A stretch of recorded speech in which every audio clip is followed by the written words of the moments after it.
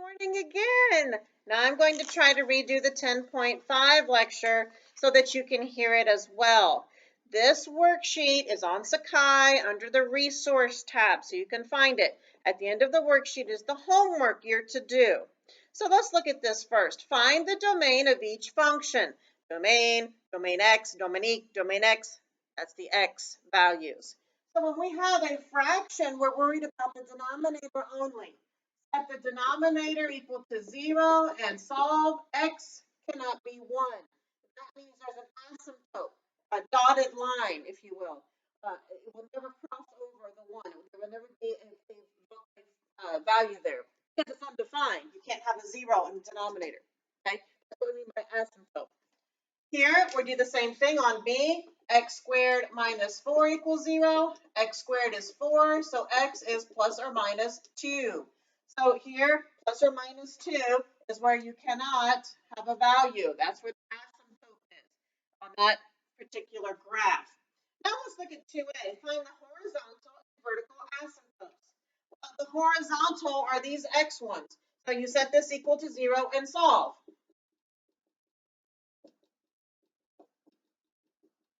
Plus or minus 1. Those are your vertical asymptotes, the one that go up and down. Now it's a tricky thing that you can see this in your book if you have access to your book. When we're talking about the horizontals, we're talking about the y's.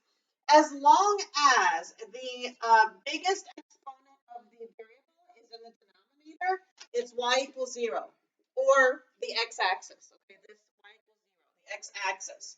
So as you can see in B, again, you have x to the first over x squared. Again, it's the y-axis. On C, it's a little bit different. We'll get to that. So that's the first one, A. Let's look at B.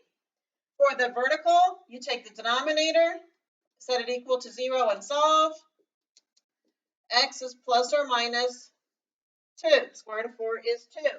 Now for the horizontal, because the x squared is the biggest in the bottom, then it's the y equals 0 again, or the x-axis, however you want to say that.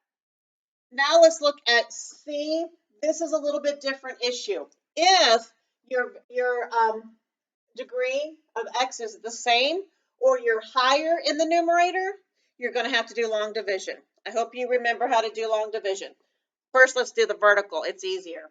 Vertical, you set the denominator equal to 0 and solve. X cannot be -3. There's your vertical.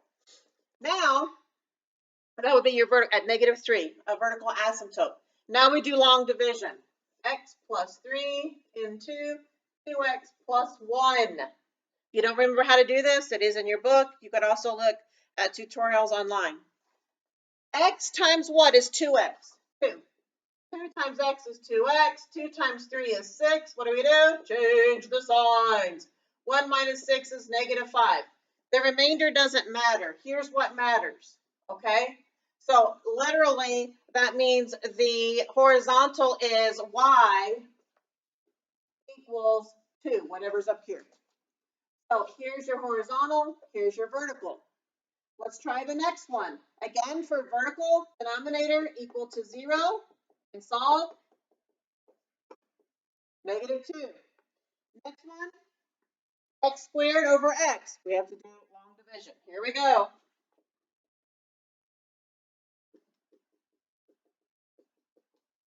X times what is 2x squared? 2x. 2x times x is 2x squared. 2x times 2 is 4x. What do? Change the signs. 3x minus 4x is -x. X times what is -x? -1. -1 times x is -x. -1 times 2 is -2. What do? Change the signs. I have a remainder, but that doesn't matter. My horizontal asymptote is y equals 2x minus 1. This guy. 2x minus 1 is my asymptote for the horizontal. Okay.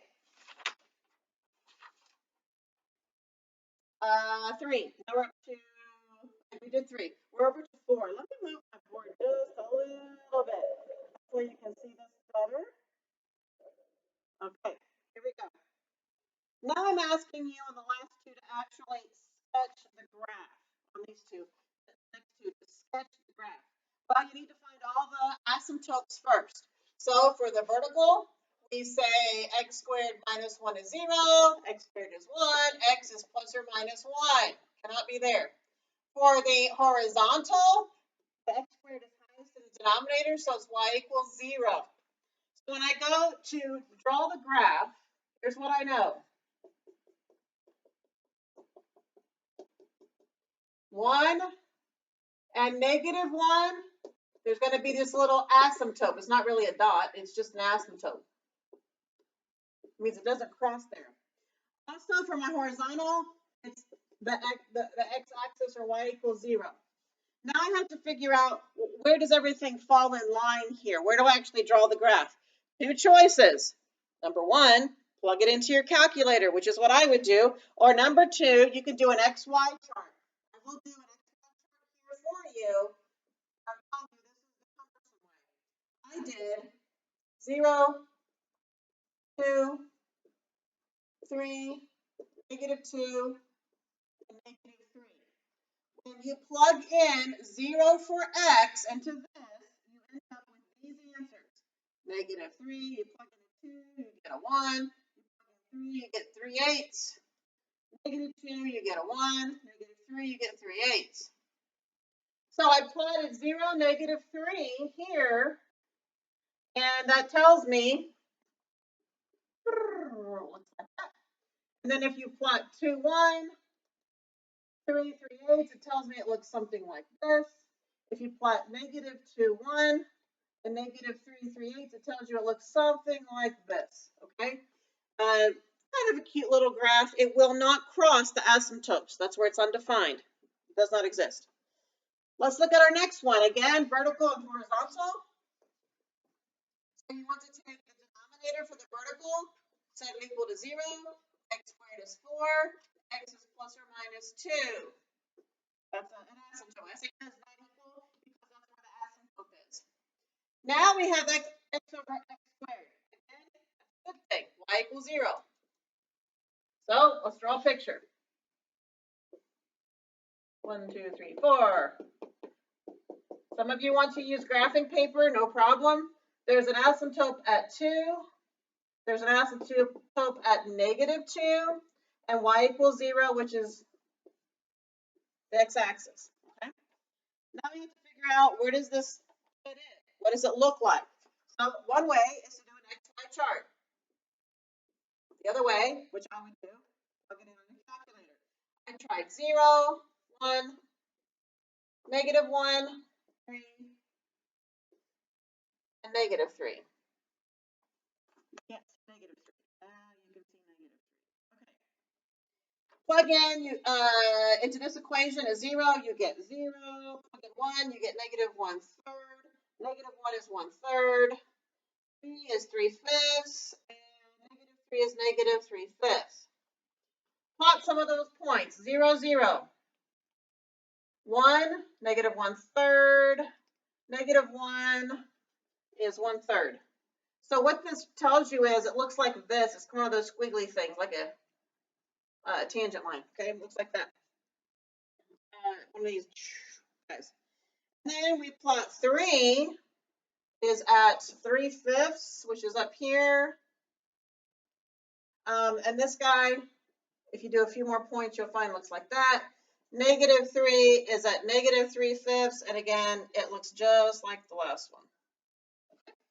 There you go. Now I've got 2 more. I'm going to erase and do them over here.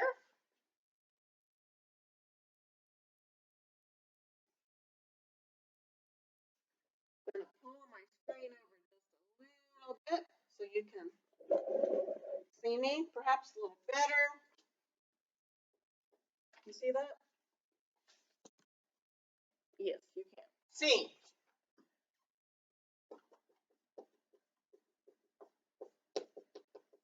And then D.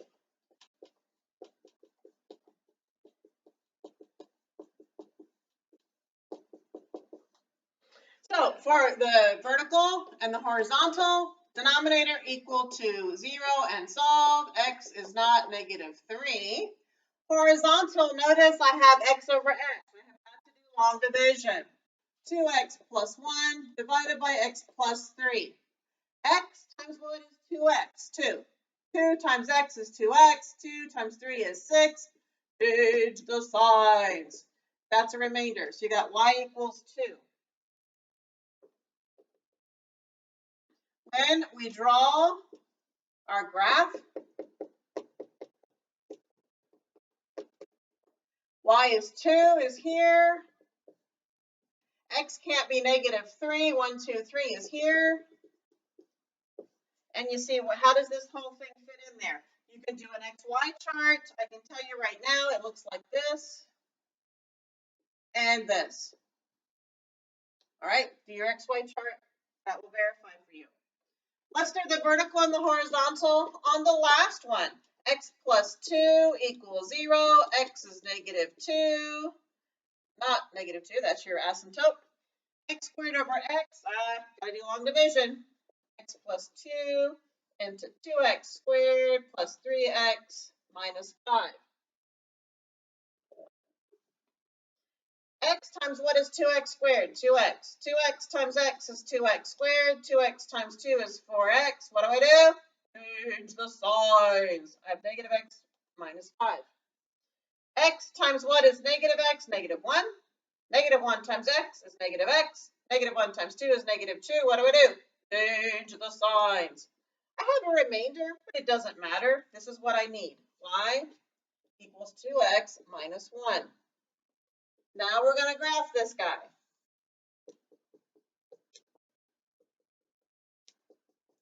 X does not equal negative 2. That's down here. Over here, sorry, negative 2. There's an asymptote. Guys, you know how to graph this. Where does it cross the y-axis? Negative 1. What's my slope? 2 over 1. Up 2 over 1. And it's an asymptote, so it's a dotted line like this. In your XY chart, you will find that you're graphing here and here. And there you go.